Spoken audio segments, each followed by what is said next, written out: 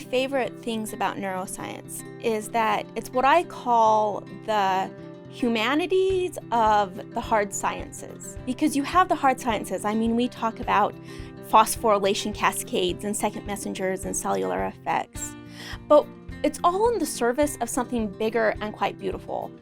Everything that you can study, every field on campus, ultimately, it's the brain doing it.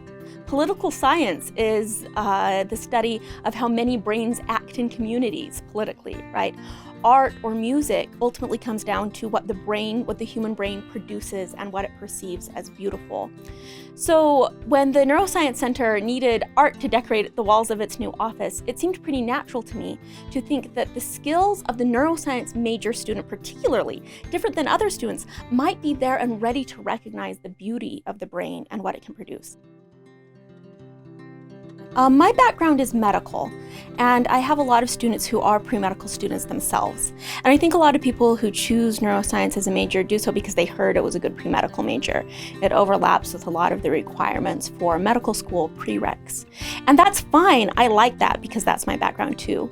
But the change that I see over the course of a semester, particularly in my behavioral class, is they change from thinking about neuroscience as, oh, this overlaps with the prerequisites I need anyway for my career goals, to this is a way to understand the beauty of the human.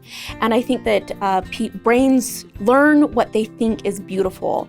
And if they think that physiology is beautiful, then they will be able to learn more about their patients and appreciate their patients on a deeper level. And that's the transition I see from this kind of logistical, I need to take these classes, to this is how I'm going to treat my patients through the rest of their lives.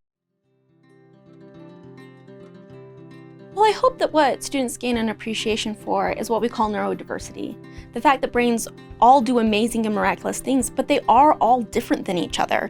And your brain is different than your sister's brain or your mom's brain, or certainly the brain of your patient.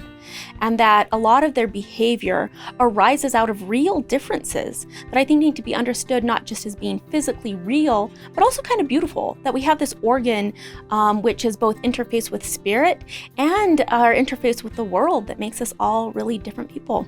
And I know that we have enormous talent within the Neuroscience Center.